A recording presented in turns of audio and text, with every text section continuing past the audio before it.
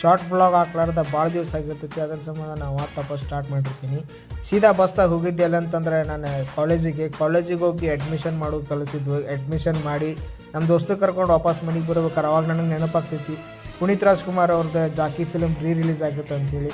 ಅವ್ರ ಫಿಲಮ್ ಬಿಡ್ತೀರೇನ್ರಿ? ಇಲ್ಲ. ಅದ್ರ ಸಂಬಂಧ ನಾವು ಹೋಗಿ ಟಿಕೆಟ್ ತೊಗೊಂಡು ವೇಟ್ ಮಾಡ್ತಿರ್ತೀವಿ. ಇನ್ನೂ ಟೈಮ್ ಇರೋ ಸಂಬಂಧ ಶನಿವಾರ ಇದ್ದಿದ್ದರಿಂದ ಹನುಮಪ್ಪನ ಗುಡಿ ಹೋಗಿ ಅಲ್ಲಿ ದೇವ್ರ ದರ್ಶನ ಮಾಡ್ಕೊಂಡು ವಾಪಸ್ ಸೀದಾ ಥಿಯೇಟ್ರ್ ಒಳಗೆ ಹೋಗ್ತೀವಿ. ಅಲ್ಲಿ ಫಸ್ಟ್ ಸ್ಟಾರ್ಟ್ ಆಗೋದು ಅವ್ರದ್ದು ಇಂಟ್ರೊಡಕ್ಷನ್ ಸಾಂಗ್ ಜಾಕಿ ಜಾಕಿ ಜಾಕಿ ಜಾಕಿ. ಅದ್ರಾಗಂತೂ ಅವ್ರು ಡ್ಯಾನ್ಸ್ ನೆಕ್ಸ್ಟ್ ಲೆವೆಲ್ ರೀ. ಮತ್ತು ಆ ಫಿಲಮ್ದಾಗ ಅವರು ಕೆಲವೊಂದಿಷ್ಟು ಡೈಲಾಗ್ ಅದಾವೆ, ವೈರಲ್ ಡೈಲಾಗ್ಸ್, ಅವು ನೆಕ್ಸ್ಟ್ ಲೆವೆಲ್.